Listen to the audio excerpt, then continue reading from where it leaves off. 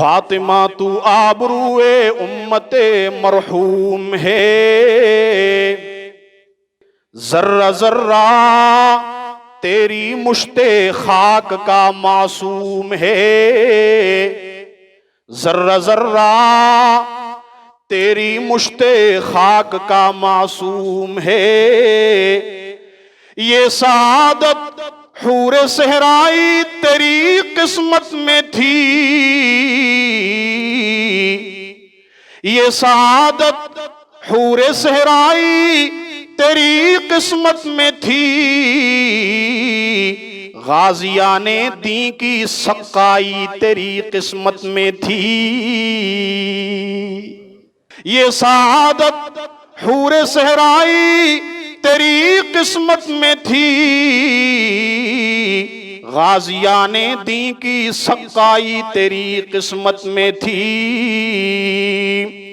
یہ جہاد اللہ کے رستے میں بے تیغوں سے پر، یہ جہاد اللہ کے رستے میں بے تیغوں سے پر، ہے جسارت آفریں شوق شہادت کس قدر، ہے جسارت آفریں شوق شہادت کس قدر۔ یہ کلی بھی اس گلستان خزاں منظر میں تھی، یہ کلی بھی اس گلستان خزاں منظر میں تھی، ایسی چنگاری بھی یا رب اپنے خاکستر میں تھی۔ حضرت اقبال فرماتے ہیں میں اس دور کے عالم اسلام کا جب مشاہدہ کرتا ہوں تو مجھے نظر آتا ہے کہ عالم اسلام پر بظاہر خزاں نظر آتی ہے، مجھے یوں نظر آتا ہے جیسے یہ جل کر راکھ ہو گئی ہے، لیکن مجھے اقبال کو کیا پتا کہ اس بجھی ہوئی راکھ کے اندر بھی عبداللہ کی بیٹی فاطمہ جیسی عمدہ چنگاری چمک رہی ہے، کہ وہ بچی اپنے والد کے کہنے پر میدان جہاد میں نکل کھڑی ہوئی، بظاہر تو اس کی نازک کلائی بھاری تلوار کو نہیں اٹھا سکتی تھی، لیکن اس نے کہا میں اپنے مجاہدین کے اتنی تو کام آ جاؤں گی کہ کم سے کم کراہتے ہوئے زخمیوں کو پانی پلا لوں گی اور ان کی مرہم پٹی کر لوں گی۔ علامہ اقبال فرماتے ہیں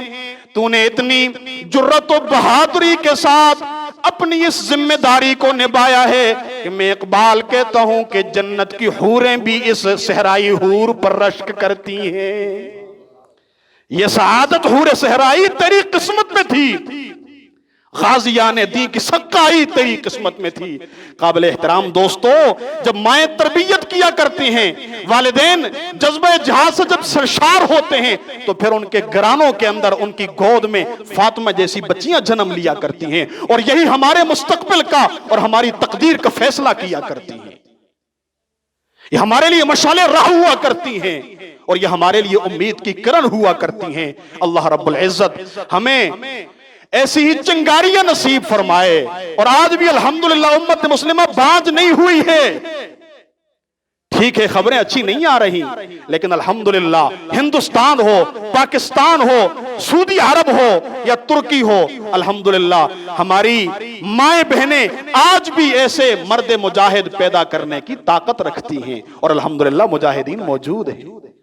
بس صرف ہمیں اپنے سوچ کے اندر، اپنی صفوں کے اندر یک جہتی پیدا کرنے کی ضرورت ہے، اور ایک نظریہ لے کر میدان جہاد میں کود پڑنے کی ضرورت ہے، عزم و ہمت کی ضرورت ہے۔ اللہ رب العزت ہمیں ان باتوں پر عمل کرنے کی توفیق عطا فرمائے۔ اللہ رب العزت ہر قسم کی آزمائشوں سے ہمارے ملک پاکستان کی، عالم اسلام کی حفاظت فرمائے۔ سبحانک اللہم و بحمدک اشہد ان لا الہ الا انت استغفرک و اتوب الیک۔